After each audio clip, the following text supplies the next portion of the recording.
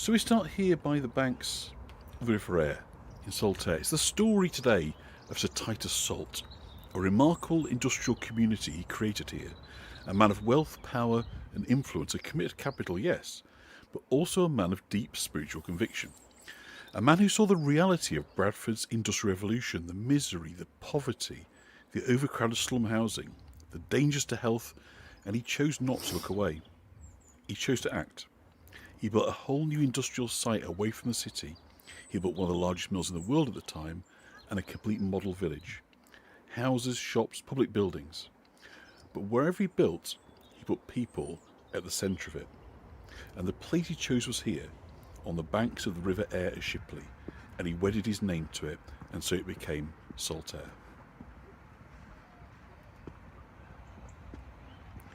It's a wonderful name, isn't it? So the first sign of how different Titus Salt's industrial community was can be seen right here as we approach the cricket club and the park beside it.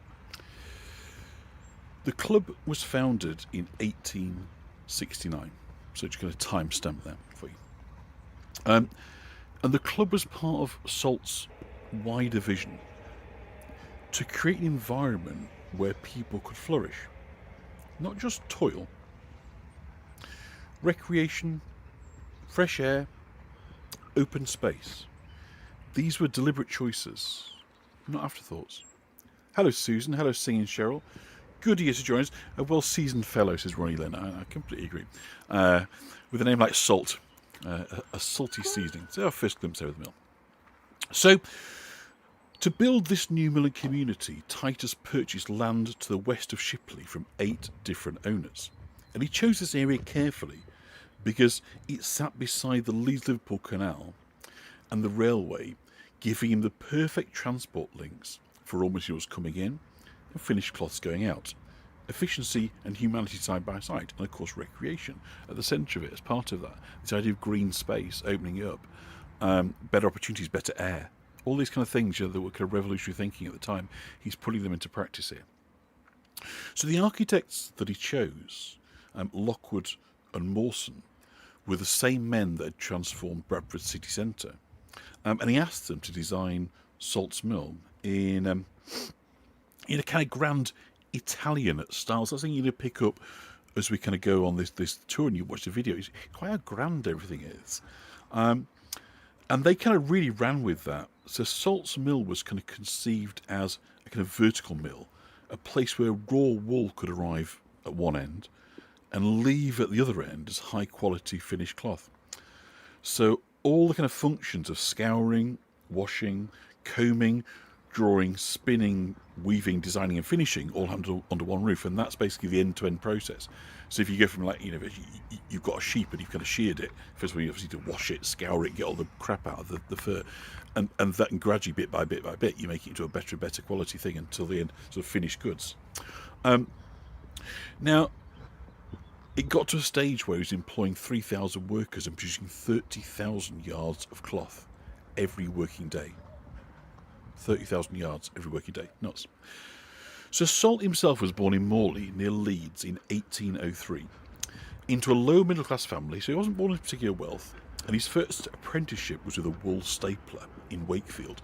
So these were the people that took the very kind of basic, you've got a fleece, you've washed it, you've got rid of all the rubbish, and then you're going to grade it, how good a quality is it. That's what a wool stapler does.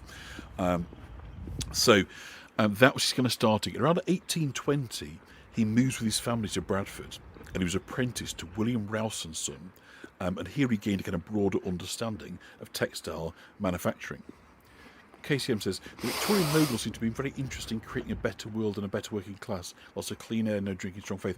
100%, that's what we're going to be talking about, really. It's that kind of whole package approach. It's not simply employing people, it's enabling people to live kind of better lives. And of course, it's rooted in faith, which we can talk about as well. So his father, Daniel, had set up as a wool stapler in Bradford, and in 1824, Titus joined him, and the firm becomes Daniel Salt and Son. And by 1834, that expanded into spinning. So they've moved from simply just sorting the quality of wool to spinning, and that's obviously when you're turning the raw wool, if you like, into something you can be woven with, actually an actual kind of that goes on the spinnies.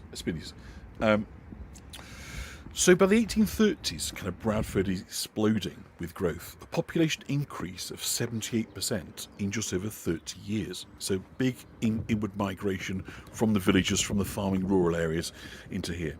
Industrialisation had transformed the town into a magnet for workers and entrepreneurs, but it came at a cost. Foul air, overcrowded slums, untreated industrial waste, poverty and lawlessness. It was a city booming in wealth and sinking in misery. So when Salt sets up on his own, he'd already experimented with Donskoy wool from Eastern Europe.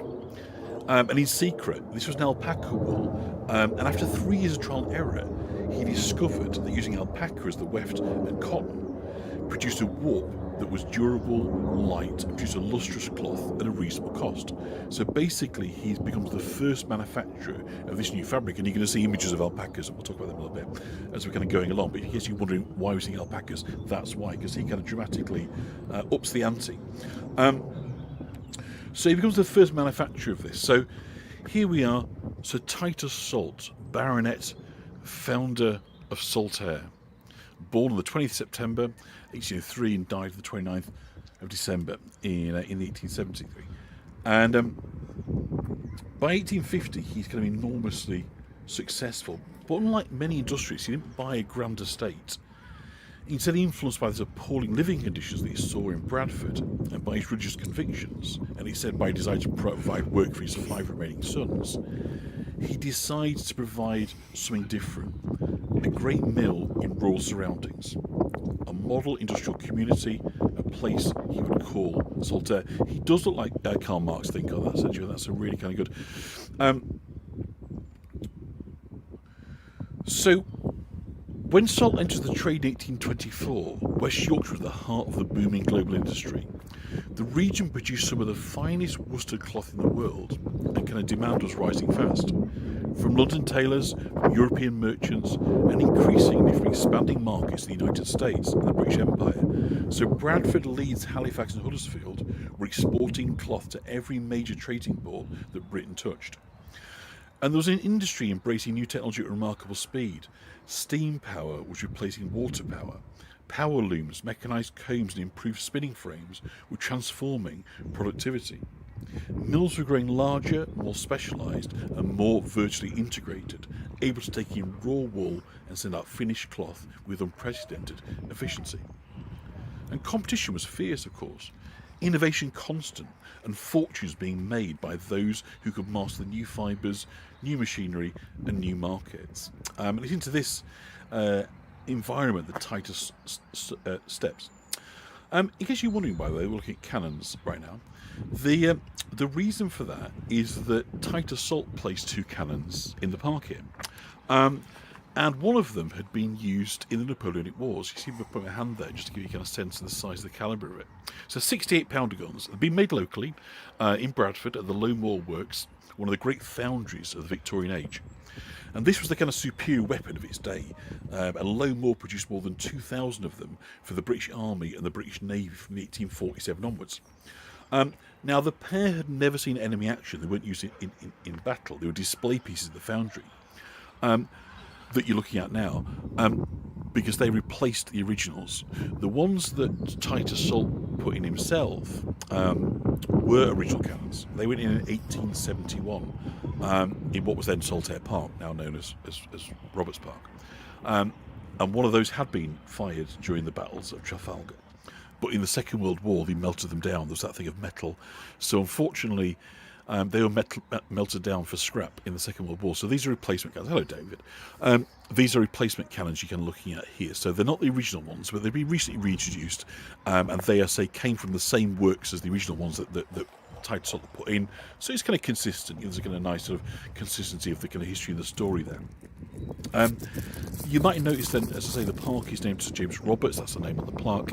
And he's the kind of successor who picks up the estate following Sir Titus Salt, and he names it Roberts Park in 1920. It had been called Saltaire Park. not naming it after himself, which obviously sounds a little bit sort of arrogant, but rather after his son Bertram Roberts, who'd been kind of lost in the First World War. So there was a kind of tribute to him within that. So you know that's kind of why it's called Roberts Park there. And from the beginning, the park was intended as a place of recreation and renewal, offered archery, croquet, a cricket field was seen, and a kind of number of pavilions, all kind of part of Salt's belief that leisure and green space were essential to a healthy industrial community. So as KCM was reflecting on that a few minutes ago, you know, it's intrinsic, it's not separate to, it's central to, and indivisible from. So you've got a really, really very nice cute statue of alpacas now. So it's worth remembering that in the 1840s that had been unknown in Britain. They came from the high Andes of Bolivia and Peru, where they'd been herded for thousands of years for their fleeces. And they were known that this fleece was warm, light, and naturally glossy. But it was much better for working by hand. And when the raw wool first reached Britain, most manufacturers just dismissed it. It was kind of greasy, full of debris, notoriously difficult to spin on existing machinery. So in other words, it was hard to make a profit using it. You know, in Peru and the Andes, in Bolivia, people knew what it was, they worked it by hand, and so all their processes were designed to work with this fantastic material. Ours weren't, so they didn't really want to change the machinery for it. So he saw something others didn't there, and he experimented, he pushed beyond the familiar. And that's kind of hallmark of his career. But the other is this you're looking at now. It's his commitment to the aesthetic. Because Titus Salt, a bit like William Morris, who's kind of contemporary, had this instinctive belief that beauty mattered. And even perhaps especially in an industrial setting. At a time when most mills were kind of stark, functional and aggressive utilitarian, Salt insists on architectural detail, proportion and ornament. And he chose this Italian style, not for show, but because he believed that surroundings shaped behaviour. And that a well-designed mill signalled order, dignity and pride. And a well-designed village signalled respect for the people that lived in it. It's a really interesting idea, don't you think? I mean, it is very much, you know, akin to. He's not a kind of leftist in the way that William Morris is. He wouldn't have allied himself to left-wing causes. He was definitely a liberal and on the kind of conservative side of it. But he's got that moral reform that comes from the kind of Christianity. That kind of really sits and underpins everything that he's doing. But I think it's really interesting that spills over into design aesthetic. You might notice the interwoven T and S.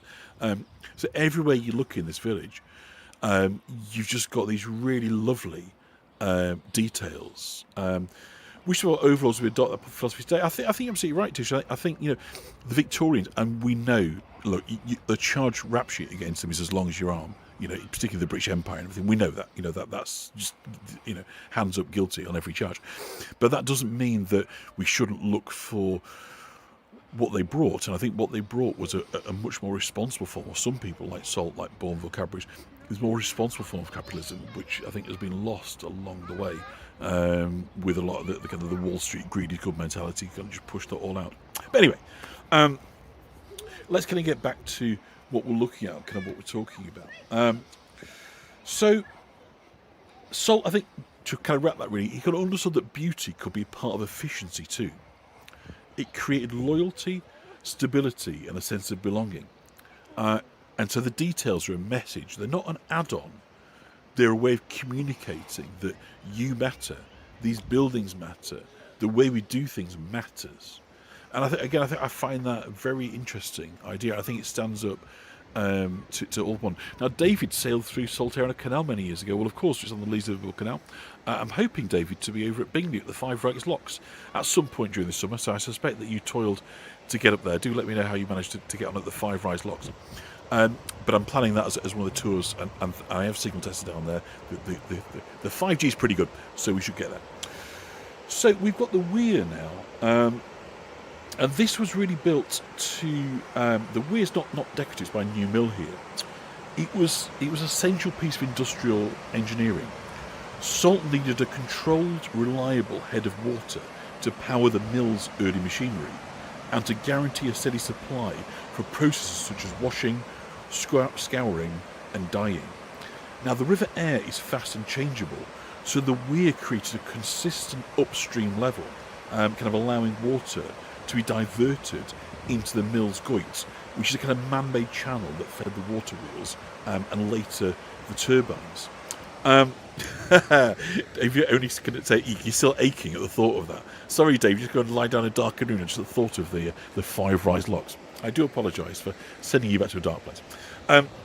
So the weir is about controlling turbines. So again, it's a little bit of playing God going on here. You know, is that sense of taking a river. But we've seen this over and over, haven't we, on our tours, of putting in place methodologies to control the flow of water. Either get more turbulence or more steady turbulence. So, but also it reduces debris, makes the intake safer and more predictable, and in short, it turns a natural river into a stable industrial resource. So even after steam power became dominant, the controlled water supply remained vital for the mill's operations. And the weirs remind that Saltaire wasn't just beautifully designed, it was technically sophisticated and kind of engineered to kind of keep everything running. So we've got a lovely boathouse there. Oh, no. So we've got the river and the canal sitting side by side. So we're crossing over the river as we look at it now, and the canal's on the other side.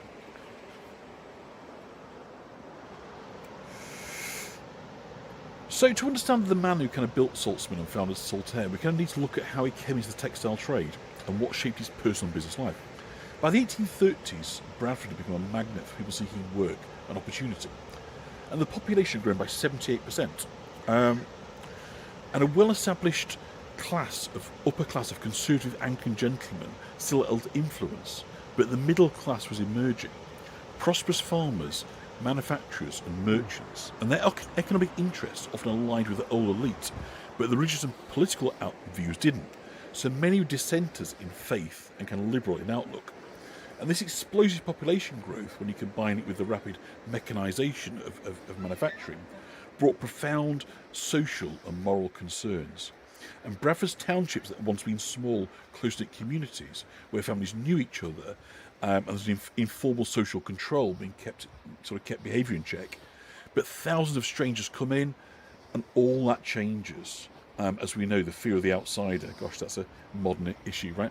So unknown to the locals, each other, and so these people create a sense that the old norms no longer applied, and behaviours once restrained by community pressure now seemed harder to regulate. And at the same time, many of the old textile masters who'd once put work out to home-based spinners and weavers found themselves losing status and income, and a new industrial working class was forming, one that suffered greatly when work was short. And out of these pressures came new forms of organisation, the trade unions, mutual aid societies, and for some allegiance to the radical Chartist movement. So there you see Leeds Liverpool Canal at the bottom, the River Aire flowing straight behind it. So that's where David went on his canal boat just a moment ago. So, you know, it was a fantastic location to pick. You see the canal here on the other side by the mill building here. You know, it made an enormous amount of sense to put it here. The canal was a gift, really. So barges could bring in the raw wool from Liverpool docks, they could bring in coal from Yorkshire coalfields, limestone for bleaching, and all the other heavy materials of vertical mill required. And then once the cloth was finished, the canal carried it out again to Leeds for the London markets, to Liverpool for export, or directly to merchants along the route. So a single barge could move the equivalent of dozens of horse-drawn wagons at a fraction of the cost. And a canal also provided reliability. It didn't suffer from the early railways' delays, breakdowns or winter closures. It ran a timetable set by nature and engineering, not by shareholders. And for Salt, who wanted a mill that could operate at scale day after day, that stability really mattered. And there's another advantage as well. The canal created ready-made industrial corridor. Skilled workers, carriers, merchants and suppliers were already moving along it, and by building Salt's mill here, Salt plugged directly into a network that amplified productivity and accelerated wealth creation. So this is the stable block, actually, we're looking at here, the home to the ostlers, because of course horses incredibly important, and so the industrial community is definitely bringing in all manners of kind of established, you know, ostlers as well as kind of new technicals. And this is the entrance block here of Salt's Mill. So the architects Henry Lockwood and Richard Mawson were commissioned to design not just a mill, but an entire community, a place where Salt's workforce would be healthier, happier, and in turn more productive. So work begins in 1851 and continues for 25 years. And Salt's Mill was the first building to be completed, opened in 1853, a vast, ultra-efficient textile factory that set the tone for everything that followed. And Lockwood and Mason planned the whole village in a classical style inspired by the Italian Renaissance. If you're looking at thinking, this looks like it could be in Italy, this is why. It's deliberate. They believed, the architects as Salt did, that beauty and order mattered, that architecture could shape behaviour and elevate daily life. Their masterpiece was the church we're going to look at in a minute. But it all just kind of sits together just so beautifully. So this is obviously the entrance block. It's the kind of the main administrative HQ, it's got all these kind of neoclassical elements in it, hasn't it? It's got symmetry, it's got precision, it's got geometry, it's got stylistic, it's got kind of Roman, it's got Greek kind of going on here. This Italian, everything is neat. You've got lots of coins, lots of surroundings. Look at the steps, look at the shape of the windows. Anything that can have detail added to it has had detail added to it. It's fascinating in its execution. But here is the kind of the masterpiece. Let me just take a sip of my tea. And I hope you're enjoying the visuals. Chin chin, wine o'clock, to singing, Cheryl. I quite agree. The whole thing, I think, is breathtaking. It is. So when Titus Salt began building Saltaire, the very first public building he commissioned was a congregational church, a deliberate choice rooted in his own faith. Now, congregationalism was a form of Protestant nonconformity that emphasised the independence of each local church. Unlike the Church of England, these are the cottages, by the way, the stables. We're looking at that from the other side. So they were the ostlers, the people working with the horses. You can see you have a nice view onto the church. So unlike the Church of England, congregational churches had no bishops, no hierarchy, and no central authority. Although you'd have to say with patrons as powerful as Salt, authority's there, it just looks a little different, right? So each congregation governed itself, choosing its own ministers and managing its own affairs. And the movement grew out of Calvinist traditions. So John Calvin, the Scottish Protestant. And they valued personal faith, moral discipline, and a strong sense of community responsibility. So for industrialists like Titus Salt, congregationalism offered both spiritual conviction and practical ethics. Janie's having a room to Yorkshire tea. Oh dear. Oh, poor. Well, let's wish Janie well with a sore mouth. But plenty of salt water, Janie, as well. But I mean, if we think about what these ideas are of the Calvinists, the congregation, I don't think they particularly sit outside contemporary thinking. They believe in hard work, sobriety, so put that wine o'clock glass down, charity, and social improvement. So quite kind of modern ideas, really. And it shaped his belief that a community should be orderly, purposeful, and morally grounded. Principles he built into Saltaire, looking, of course, at the War Memorial. Every village and town in England has one. Greater love hath no man than that to lay down his life for that of his friends. Were it that simple. It's a nice idea, but I'm not sure that really cuts it, to be honest. But anyway, put that to one side. So Salt was a dedicated congregationalist, and he kind of builds these principles into the town. So he's shaped by Calvinist teaching, and he believes that a community needs a spiritual centre before anything else. And he donated first the land for this, but then he paid the entire cost. So unlike today, where people might have a bit of a whip round, can you contribute to this good cause? He dug deep and he paid for it himself. He spent £16,000 on this church, which is about the equivalent of about 2.5 million today. So, yes, he was wealthy, but he was putting his money where his mouth was. And the first kind of public building he builds is a kind of church. So, yes, it is a good antibacterial. Singing Shell's absolutely right. So, it's Salt wouldn't approve, but we can turn a blind eye. I'll say definitely. So the church is designed like the rest of the village by Lockwood and Mawson. So this is why I think it's an interesting place, because it like a country estate really. You've got, like Malton we were talking about last week. You've got this entirety of concept being played out. One design firm that is able to pick up an idea and go, okay, for this building we apply that, for that building we apply that, and then you get this kind of coherence across it. And later we're going to obviously see workers' houses that aren't anything like as grand, but you'll see they've still got lovely kind of design touches.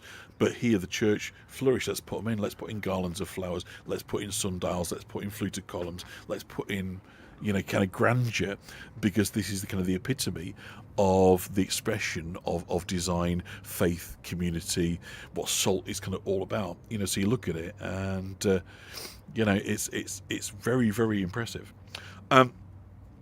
So here I think they produce something really extraordinary. It's Italian classical church with its kind of semicircular portico. You've got the round tower up at the top there with 4 clock faces. You can see we're back on the riverside again here. It's got an octagonal colonnade supporting the dome, and it's one of those distinctive silhouettes in the Aire Valley, visible from almost every approach to the village. So wherever you are, you can see this column. I agree, it is gorgeous, and of course the time of day I was there shooting this, it was very nice light, and of course you just get that little warm sunlight on that stone. It just glows like gold. It kind of really kind of kicks in. So I was disappointed, as I say. They said they'd improve the 5G. They were rather over egging that pudding, but nonetheless the light was very nice when I was at a signal test, and so I got my camera out and thought, well, let's just film, and we'll make the best of it. I think I caught it a pretty nice day. So isn't that something special?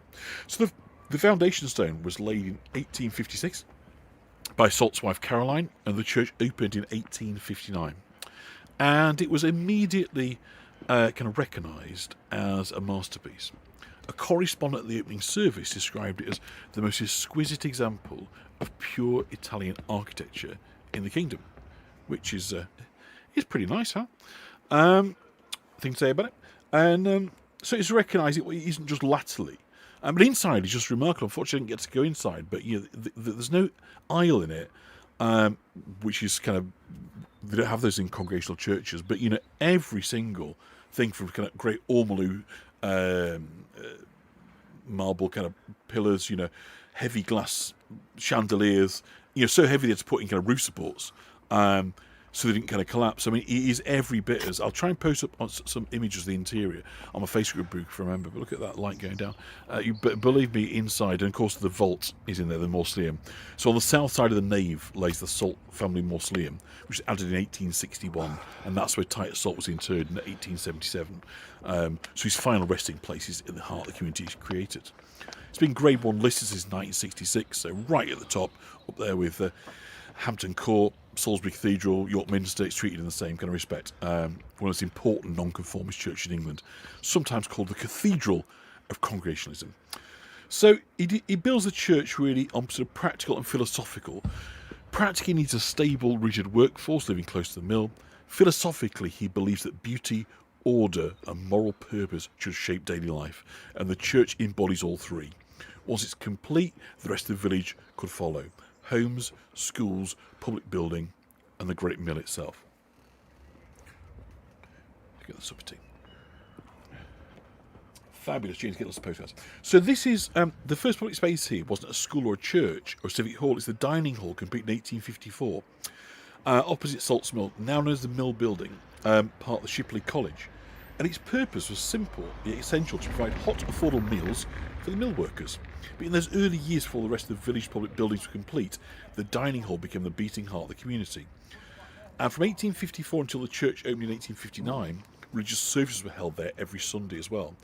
So the hall also hosted a Sunday school and became a venue for meetings, lecture societies, including the Saltaire Literary Society, which became one of the most active social groups in the district. Also, a factory school was there, so national inspectors and visiting dignitaries often remarked that the education provided here was superior to many factory schools elsewhere in the country. The children that were taught in the dining hall were known as half-timers, boys and girls aged 8 to 13, who spent part of the day in the classroom and part of the day working in the mill. It's a demanding system, but in Saltaire it was delivered with a seriousness and structure that impressed even those sceptical observers. So the dining hall was the kind of prototype, and now moving into the kind of village proper. And this is Victoria Road, the main thoroughfare kind of running through. And again, beautiful kind of shop front, so even in the kind of retail. And you're going to see in a minute a wine bar that is called Don't Tell Titus. And that is a bit of a play on words, a joke really, because obviously Titus was somebody who didn't believe in alcohol, and so here we are now with a wine bar. In reality, Titus Salt was not anti-alcohol, but he was anti-access and anti-poor choices. So it's a nice pun, Don't Tell Titus, but he wouldn't have been that offended, really, does he? So Victoria had, of course, named after Queen Victoria, honour of the Queen, who was overseeing kind of Britain's rise to the very top of the League of Industrial Nations. But in its wake, particularly in urban areas, the workers who were creating this wealth lived in unimaginable filth and squalor. So Salt decides there had to be a better way to share the wealth that was being created. So his vision was not simply a place to house his workers. He wanted to nourish and stimulate them better lives and to embrace Christianity. So again, we just see the decorative quality and standards that work here. You know, wherever there's an opportunity to put in little flourishes of design, points of interest, he takes it, and it just makes it absolutely kind of delightful. And of course, this is, you know, how it is. Thank you, Janie. How it is in the 21st century. You can imagine how, you know, what this must have looked like in the 1840s, 1850s, if you'd come out of Bradford or Liverpool or Manchester, been living in the slums, and suddenly you were offered this as a place to live. You can't imagine what a gulf that must have represented for people. You know, and hello, welcome. So coming into view is the Saltaire Institute, the Victoria Hall. We've got some, obviously, our first views of workers' cottages. And again, as we go past, have a look at the kind of leaded lights in the windows, above the doors. Opportunities for decoration are being taken. So this is the Saltaire Institute. The very first recorded public event in the dining hall took place on the 3rd of November 1854. That's the previous one. And it was the inauguration of the Saltaire Literary Institute, the village's first organised attempt to provide learning, culture and self-improvement. And its purpose was ambitious: a library, a reading room stocked with newspapers and periodicals, and a programme of lectures designed to broaden the horizons of Salt's workforce. So for 15 years, the Institute operated for the dining hall, but its success quickly outgrew the space. In 1869, the Institute's archives moved to this new purpose-built building erected opposite the school, a grand structure known as the Saltaire Institute, today known as Victoria Hall. Opened in 1871, it was one of the final pieces of Salt's vision for a complete model village, offering indoor leisure spaces, meeting rooms, education facilities, a social centre designed to draw people together. So, although Salt's not part of the formal temperance movement, he was firmly opposed to building a pub here. He'd seen far too many Bradford workers drink their wages away on payday, leaving families destitute. So his solution was not prohibition, but alternatives, and this building here is about the alternatives. So in a printed circular to the people of Saltaire in May 1870, Titus Salt Jr. explained his father's intention clearly. The Institute was to provide the advantages of a public house without its evils. That's the school opposite he built. And the list of the facilities was extraordinary: a reading room, a library, rooms for chess and draughts, a smoking room, a billiard room, a bagatelle room, a lecture hall seating 600, smaller lecture theatres, a science lab, a school of art, classrooms, a curator's house, a gymnasium, and even rifle drill rooms. It was a palace of kind of self-improvement, a place where leisure, learning, and community were woven together. And of course, the lions outside. Now, there is a nice story about the lions. Two on each side of the road, and the names are carved in the pedestals: peace, war, vigilance, and determination. And a local legend insists they were originally intended for Nelson's column in Trafalgar Square. It's a wonderful story. It's almost certainly true. But like many good myths, it survives because it feels like it ought to be true. It feels like the kind of quality is there. So the school has got to... once they obviously built the institute, they built the school opposite as well, so they had a place, you know, for the children. So everything is kind of gearing up now, you know, towards full provision. You've got a place to study, a place to learn, a place to improve, and a place to work. And now it's about places to live. So you can kind of see how these kind of building blocks is a really nice logical flow.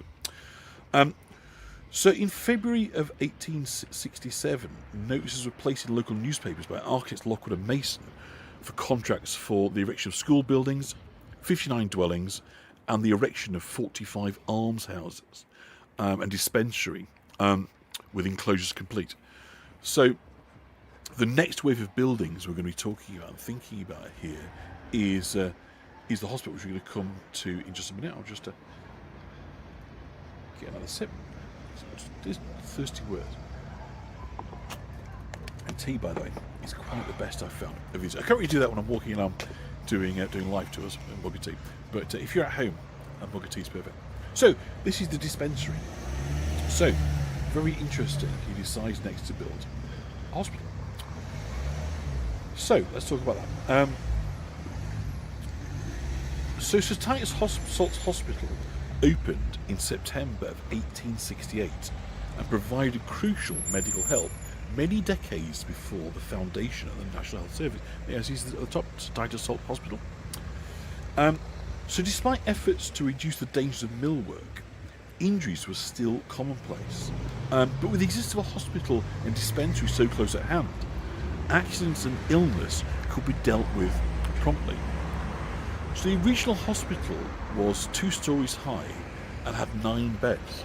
A third floor was added in 1908-1909, making it able to provide 17 beds. And during 1926-1927, the hospital was further extended to accommodate a further 30 beds. And that tells you a couple of things, doesn't it, really? It does. Firstly, isn't it great that he's providing all these beds? The second one is quite clearly they were needed. And obviously, that's a kind of reflection on the standards of public health, as they were. Even people coming to Saltaire wouldn't have necessarily been a very strong, but also, of course, the degree of accidents. And gosh, the industrial accidents were horrendous, really kind of nasty.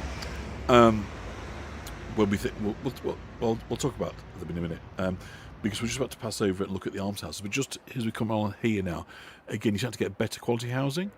If you look at these, so we've got this kind of seniority being kind of reflected here. We've got the almshouses on the other side, which is just as nice. But you've kind of got these different grades of housing that are on offer. So, despite the fact that it's kind of a uniform build, there is still this kind of reflection of social hierarchy of kind of where you're at, in the kind of pecking order is reflected. So for those that are at managerial grades, within the community, their housing is going to reflect that. So jolly nice it is too. There's lots of Gothic as well, if you look around. But as we kind of pin round, this is where I grabbed the screen grab for the thumbnail, because I really like this. This is the almshouses. So almshouses, of course, we've talked about many times. You'll remember they are provided for the poor and the destitute and retirees, widows and so forth. So the almshouses, again, it's sort of Italian at style, are kind of built in kind of, is it an L shape? I think it's an L shape, around the kind of green here. And it's it's U shape. That's right. But it's kind of asymmetrical, so one side is longer than the other, if that kind of makes sense. Around Alexandra Square, which is one of the kind of few open areas of the village, because obviously apart from Roberts Park, it's very kind of densely packed. And it was never designed as an full recreation area. That green space on the kind of right of your picture, it was the enjoyment of the almshouse residents. So originally there's 45 almshouses here, each with an oven, a boiler, a pantry, together with a single bedroom for single occupancy. So 41 of these properties remain, as 4 were absorbed by the expansion of the hospital, infirmary and dispensary. So one of the occupants, rather, of the almshouse was selected personally by Sir Titus Salt in his lifetime, and subsequently by the Board of Trustees. And the occupants were chosen on the basis of their age, infirmity, and get this, they could live there for the rest of their lives rent-free. Yes, they're still in use, Tish, but not rent-free. And they received a small weekly pension as well. So there are many candidates, of course, due to the hazardous nature of working in a textile mill. Retirement wasn't just about getting to old age. Often it was to do with horrendous injuries. Let's talk about those a little bit, because without bringing the mood down, you can't really reflect on industrial heritage, without thinking about health and safety and of the reasons why health and safety needed to happen and why trade unions made it their kind of first campaign and crusade. Because working in textile mills is incredibly dangerous. So as we're kind of coming out of here, we're looking opposite at the hotel, the infirmary. They've got more and more capacity being built, but we know in our heart of hearts that's not just because people are sick, it's because the amount of injuries and accidents that are happening, even in a modern industrial facility like this, are occupying all this kind of space. So, the most kind of serious and widespread hazards in textile factories, particularly in cotton mill, was exposure to cotton dust. So when cotton is processed in textile factories, the fibres release a kind of fine dust into the air, and this dust, when inhaled over a prolonged period, can lead to a condition known as bicyanosis or brown lung disease, and it is not nice. It's a chronic respiratory illness caused by the inflammation and scarring of lung tissue due to prolonged exposure to cotton dust. It leads to difficulty breathing, chronic coughing, and in severe cases, permanent lung damage. So you talk about people that are going to be retiring into very ill health, like asbestosis and these sort of things. Thank you for that idiot there. It's always nice when somebody goes past and shouts at you, but there you go. So another significant hazard, of course, in textile factories was the risk of injury from operating heavy machinery. Now, the early textile mills were equipped with large, complex machines, such as looms, spinning frames, carding machines, which were often poorly designed with little regard to worker safety. So common injuries that they've seen in the hospital were crushed fingers and limbs. So workers, and many of these, of course, were children. Titus Street, you see, good stuff. And many of the children in the factories in the early industrial era would have had to insert their hands into moving machines to fix jams or adjust threads. They're not going to stop the machine for you. Be quick. You've got little fingers. So without proper safeguards or stop mechanisms, it was easy for hands or limbs to become trapped, leading to crushed bones, amputations, or other serious injuries. So people often on hand, there was nothing you could do other than to amputate there and then, because an arm, fingers, whatever, were just so badly mangled that there was nothing you could do. The next one, and this was particularly problematic for women and girls, was if you got your hair caught. And so they would wear the mop caps and tie the hair back, because long hair could easily get caught, pulling workers towards the moving parts. Many suffered severe scalp injuries, ripping off hair, huge parts of the scalp, even killed from this. So, hair in the machinery, anything, loose ribbons, all this stuff was absolutely kind of deadly. So, today we sort of laugh about kind of health and safety and go, oh, it's overboard. We have to realise that it started on the basis that on any daily basis, going to work in a factory could involve losing limbs, hair, facial disfigurements, your life, permanently crippled. The odds were so high. And this is even in places like Salt's factory, where he's trying to, do better. He's flooding the way. If you look when we get to the mill, you'll see there's windows everywhere, flooding light in, because get rid of dark and shadow. It's easier, it's kind of safer, fewer accidents and so forth. But even in those kind of settings, you've still got these awful, terrifying, as you say, Karen, kind of threats to you. So, and that's what everyone was doing. Children as young as 8. So Ada, one of his daughters, were in these factories working. And the little ones, of course, because they could get into smaller spaces, they're like, you whip in there, because obviously the loom goes one way and it comes out and it swings back in the boom. But you go in and you undo a knot and get out before it comes back in, otherwise you get crushed. So this is the kind of the odds in the environment. This is the dark and heavy energy in the factory. Yeah, I think you're absolutely right, Tish. These were places of danger. So at least what Salt was trying to do was say, when you're out of work, let's create something, that gives you a sense of calm. Because that negative energy, that danger, that daily exposure needs to kind of work its way out, doesn't it? So rather than just go and just get blind drunk because it's so depressing, it's so dangerous, it helps you forget. And maybe today you saw your sister or your friend lose a finger and think tomorrow that could be me, so I'm going to get pissed and forget about it. Instead, throw yourself into something productive. So we mustn't, as I say, get too mushy-eyed about Salt and his ilk. They were still exposing people to extreme danger to make money. But they were determined to look after them to minimise the chance of them getting hurt. And when they did get hurt, there was no waiting around for doctors. They had their own, on-site facilities, so they could be transported straight to the infirmaries, and this was the very, very best chance. And if they were hurt and they couldn't work again, he'd look after them and pension them off for the rest of their life. So, does that make it okay? Well, no. Does it make it better than average? Way better than average for the time. So I think that's the kind of the moral place. It's really easy to jump back and use 21st century moral judgments on Victorians. It's not really that helpful. It's very easy, and it makes you kind of feel very good, criticise empire, criticise capitalism. But you have to look at it in a bit more kind of context than that. I think, in order to actually have value. And so Salt is definitely one of the good guys, but he's a good guy in bad times, if that kind of makes sense. That's kind of my take on it.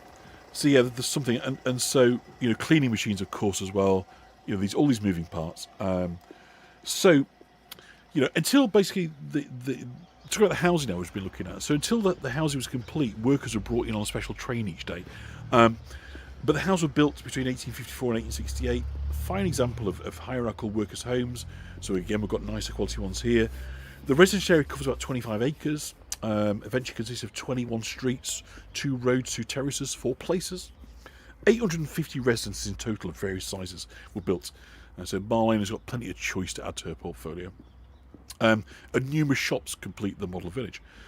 So the houses vary from 2-bedroom up to 7-bedroom. Here's some of the big ones we're looking at here. But wherever they are, they're still superior to the standard working class home. So even the most basic home here is a league ahead of what was, people living in 5 miles down the valley in Bradford. And of course you've got clean air. You've got sunshine, you've got better water, you've got shops. Each of them was supplied with gas directly to each, from the mill, which was cheaper than was available kind of elsewhere. Initial water was supplied directly by the mill. Each house had its own lavatory in the yard. So at least you weren't sharing with other families. And everything had been drained. The land was drained properly before it went in. So again, there was proper drainage in there. So it was carrying effluent and all the nasties away. If you remember, we talked about in Haworth, people were dying, average age 26, because of filthy water. So they were doing what they could, but they were a long way from what we would think of as modernity. But this was a huge step towards it. So Victoria River could come down Albert Road, Albert Terrace, named after King Prince Albert. So Titus married Caroline Whitlam in 1830, and they go on to have 11 children. And each of the streets is named after one of them. Caroline Street there is his wife. So we've got Titus Street, William Henry, George, Amelia, Edward, Fanny, Herbert, Whitlam, Mary, Helen, and Ada. Catherine, Jane, and Dove Streets named after his daughter-in-laws. Gordon Terrace, Shipley Street, and Harold Place named after his grandson. And Constance Street was named after his granddaughter. So he kept it in the family. So Titus Salt Jr. was the 5th and youngest son of... I should have got a picture of him, but anyway, never mind. So he was generally regarded as being the son who was kind of most likely to inherit his father's business acumen and take on a similar role in public and political life. And Titus Jr. had an enormous impact on the profession of education in Saltaire. But sadly his less endeavour hastened his death. So Titus Jr. was passionate and vociferous in his work to organise the new salt schools and ensure some day school provision and post-13 night school. So in other words, at the end of the day, you could finish in the factory and then go back and go to school.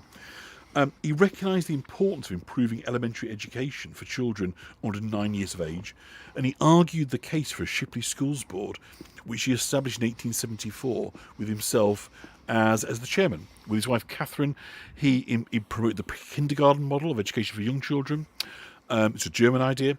And a lecture organised on the kindergarten method was held in 1877. And people came from all over the country to kind of listen to it. So very much at the kind of forefront of thinking. So Titus Jr. was born in 1843. He married Catherine Crossley. Now Crossley, if you go across to Halifax, where I was born, Crossley's Carpets was the major manufacturer. And Catherine Crossley was the daughter of Crossley's Carpets. So again, you get these kind of dynastics kind of coming together.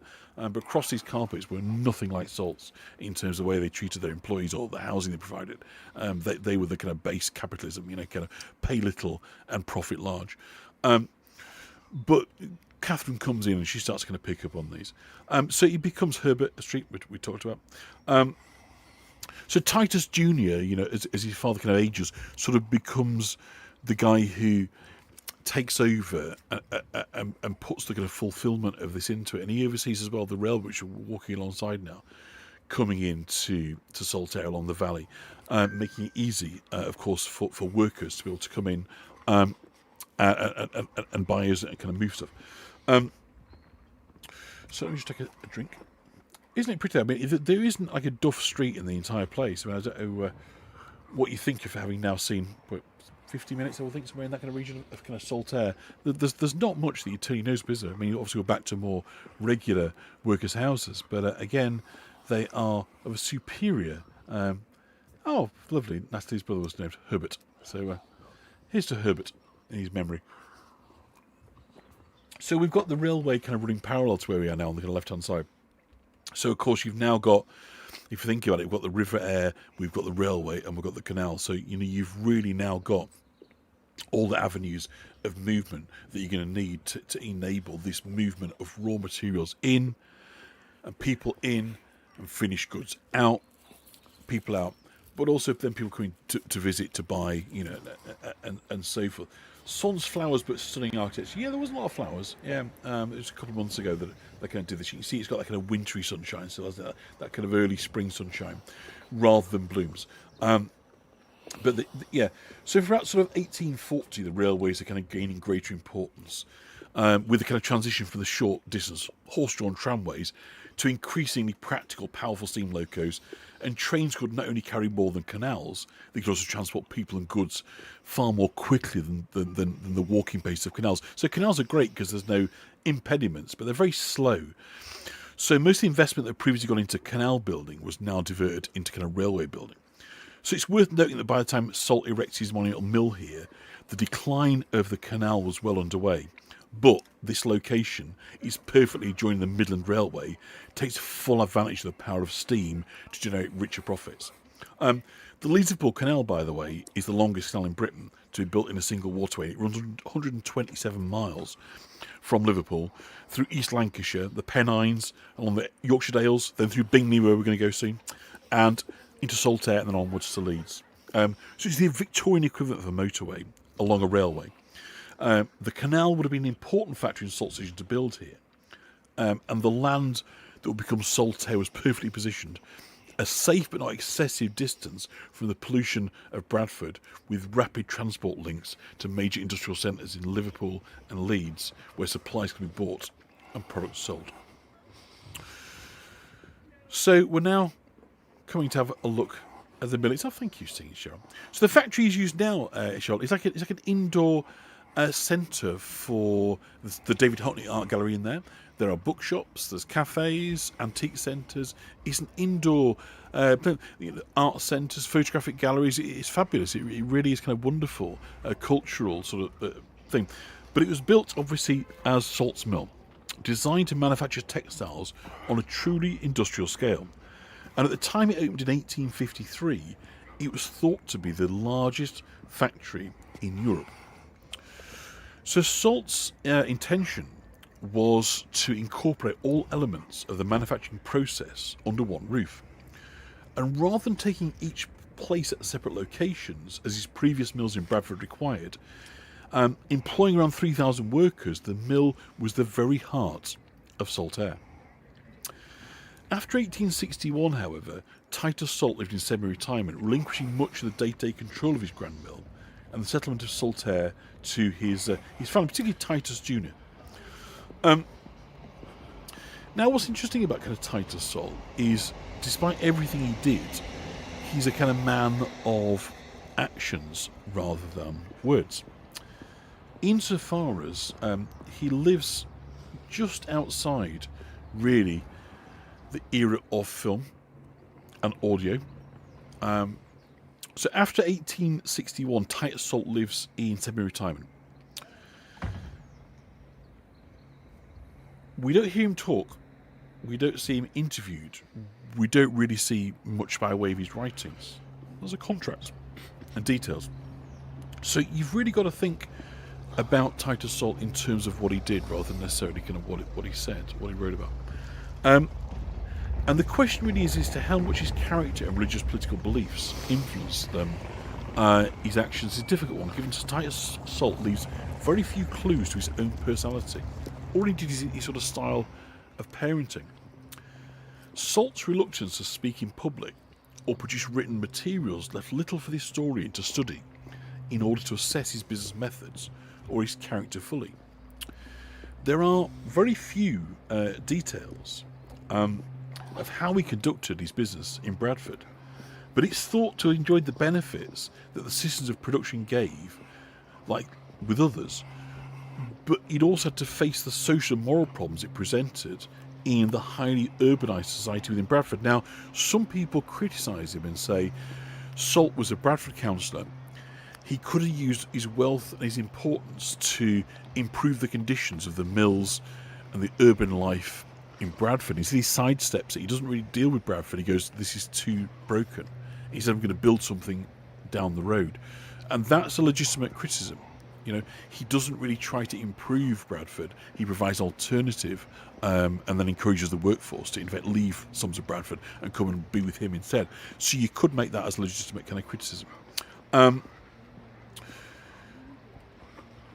But his attitude to kind of factory reform, wage remuneration and the introduction of machinery was kind of standard for men at his times. Did Titus leave some gigantic manor and estate somewhere nearby?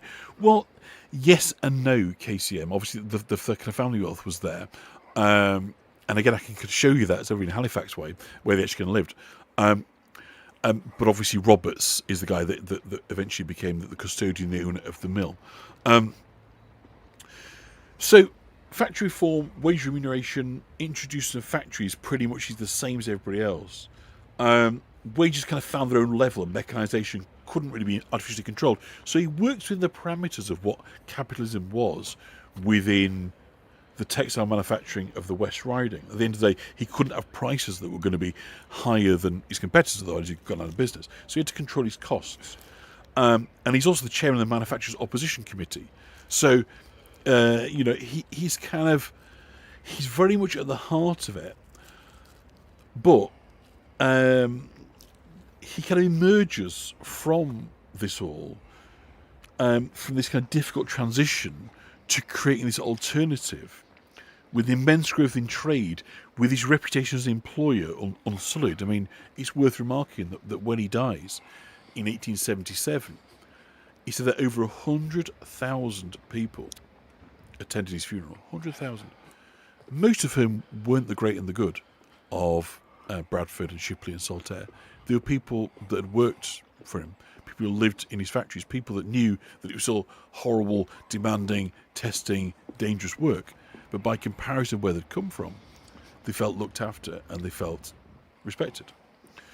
So after building the magnificent mill and founding the village, he withdraws from public life. He was troubled by gout, which was to plague him for the rest of his life, and he's rarely sort of seen in public after that. So when we think about Salt now, all we've really got to go by is this building. But just go back to what I was saying before about the windows. Look how much light he was trying to flood into it. That he was conscious that with more daylight, there'd be fewer accidents, less trip hazards. He insisted on the floors are swept and clean. He trips and slips. He was obsessed with it. So he did what he could. And he did it very, very well. But of course, if we go looking for it, we can find all manner of criticisms put at his door. But I think that would probably be a bit too harsh. Because to look at it now and to look at the ambition, the beauty, I think the sheer execution of what he did in Saltaire, and we contrast it really with what capitalists, what hedge funds, what investors do today, it seems to be much more about self-aggrandizement. It doesn't really seem about improving the conditions of the working people. And I think that is what we've lost. Yes, of course, there's always going to be those that control capital and the means of production and those that have to offer their labour in exchange. That's the way of the world. Maybe one day that'll change, but it hasn't done so far. But that doesn't mean that you have to treat people as disposable commodities, to be hired and fired and dropped as soon as they no longer work for you and work for your profit. And I think that's what Salt does, not through great speeches or writing or through politics or doing anything other than simply walking it like he talked it. He's a product of his time, as KCM said, but also he's ahead of his time, as she says there. He knew it, and so deep within him is this realisation that not only could the people be better, but that he could be better. And I think that's the most important takeaway from it all, is he's one of the successful men of the Victorian era, and at that time Britain was a successful nation in the world, so that puts him in a very high elite